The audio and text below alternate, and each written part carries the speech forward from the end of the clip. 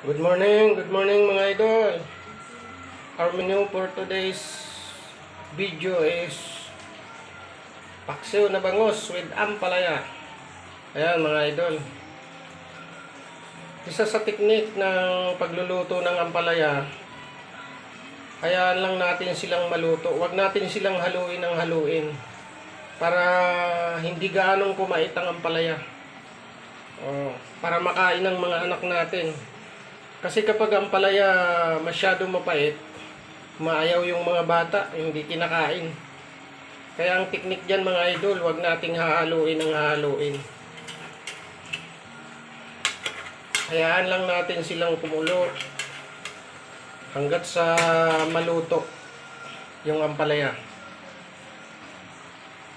Ito, malapit ng maluto to mga idol. Kakain na tayo. Ayan. Favorite din to ng mga anak ko, kaya paminsan-minsan nagluluto ako nito. Araw-araw iniiba-iba ko ang luto para mas na yung mga bata hindi magsawa. Kasi pag yun at yun na lang ang niluluto natin, yung mga anak natin, nagsasawa rin sila. Halos ayaw na nilang kumain, ayaw na nila mag-ulam ng niluto nating ulam.